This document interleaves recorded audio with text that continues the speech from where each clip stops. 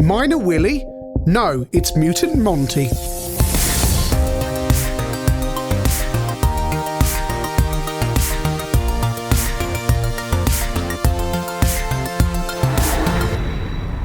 Mutant Monty is a 1984 game by Artic.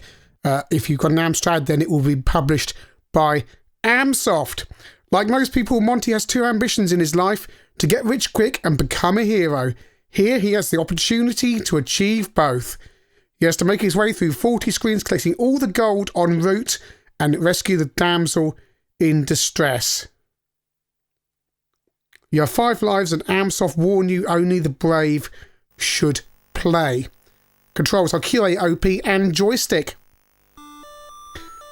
And yes, we will start off on the Amstrad CPC. As I say, an Amsoft released on the Amstrad. And there's a damsel in distress you have to rescue. And the game has an attract mode, which I always like games that have attract modes. It scrolls through some of the screens you will probably not get a chance to see later in the game. And off we go, level 1, the entrance cavern. And the first thing I notice is when you hit a direction, Monty does not stop until he hits something. And this isn't mentioned in the instructions at all, at least on the Amstrad version. So this is the Spectrum.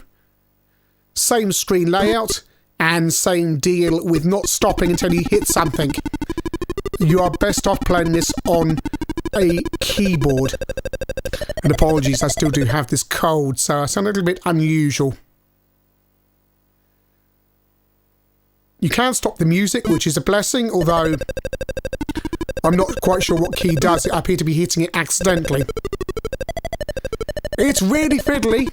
Backwards and forwards you go, and over to the MSX. Got a port in 1985. It says something about cursor joystick there on the MSX. I'm not sure what that would be on this system. There is music. It's so quiet you can barely hear it over the background system noise.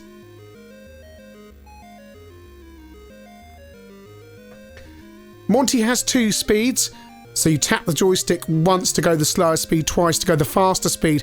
This makes control even more difficult than it needs to be. It would be so simple if you could just walk like any other computer game. There's no reason why this should be. Certainly not on the instructions I've seen, why you are essentially on ice.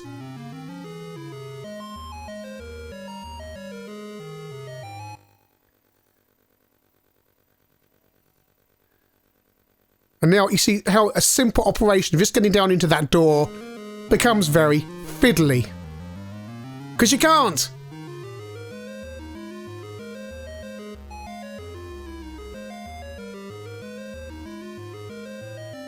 Luckily all the baddies are on a fixed path, and that's the end of level 1.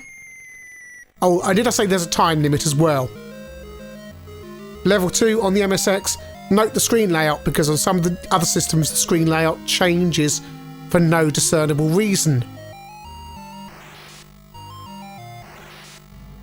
And look, if you hadn't guessed it by now, yes, it's a rip-off of Jet Set Willy, Manic Miner, down to the references. C64 version. Appears to be written by the same guy on all the systems, John Prince.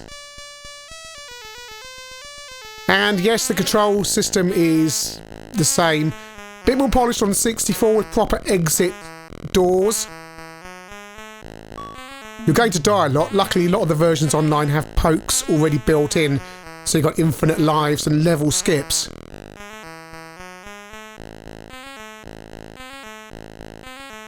Amstrad CPC level 3, an abandoned coal mine. The not stopping until you come to the end of, we hit something on this level works better. But it's not explained why this is.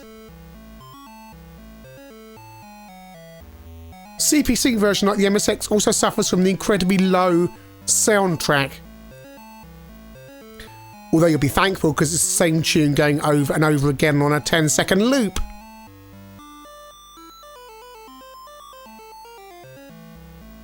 Gotta collect all the gold.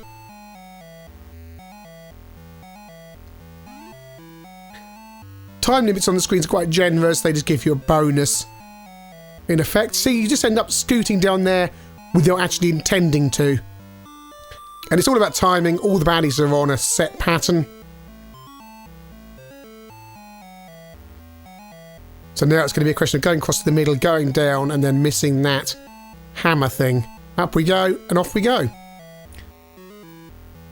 Also on the Amstrad, you seem to move slower up and down than you do left and right. I don't know why. Spectre version has that clock on the bottom right hand side to show you the bonus.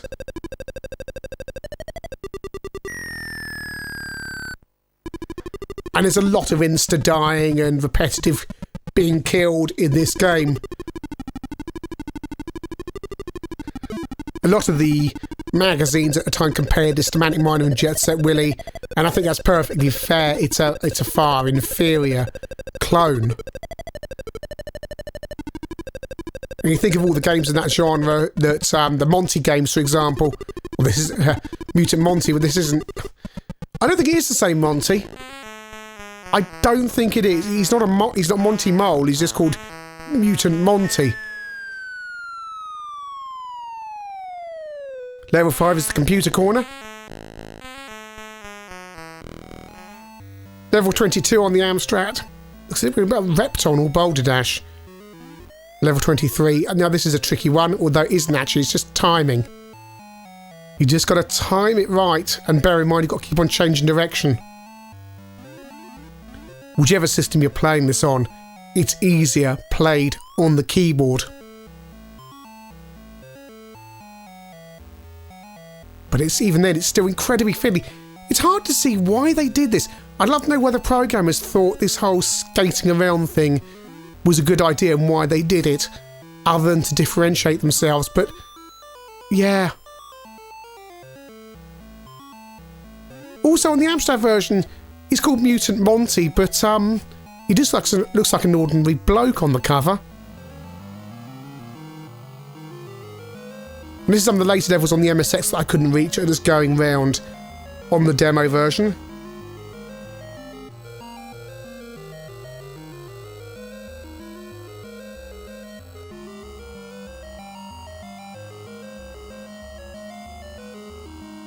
Some of the levels give you respite and are quite easy to do. You just got a few things to do.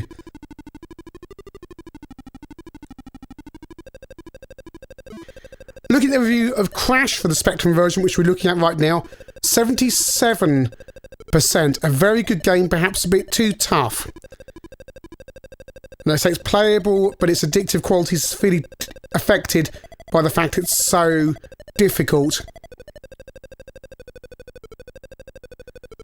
And the game costs $6.95, and yeah, again, no reference to this mutant bit because all the other machines' artwork are similar to the Amsoft, the same as the Amsoft stuff. They just reused the Artic game packaging. So, why is he Mutant Monty? Yeah.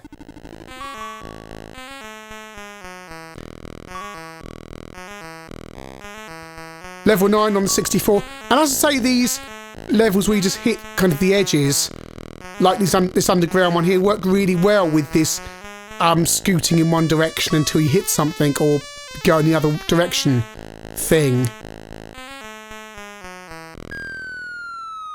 But the speed differences are, yeah. It's something Crash noted as well, the difference between speed between going up and down and left and right.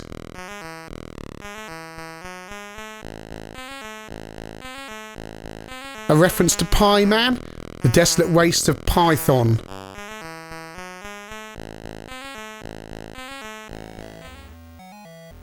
Level 39, the CPC, the second to last level, which you can just, well, I don't know if it's cheating, you just walk around the obstacles and go straight in there. And there we go, level 40. All we've got to do is get past one thing, and there we go, we'll have completed the game. Just got to time it. Now. Oh, see, I went back. just because the controls are so bad. How can nobody in any of the reviews noted this really weird control system where you can't stop unless you hit the other opposite direction? It's like Elite, except this, with all the gravity and stuff. Can't cheat it quite as easily on the Spectrum, because you've got to get past the first baddie. Opposite layout on the Specky to the CPC, and a much easier obstacle to get past there. Let's hang round down there, and up we go.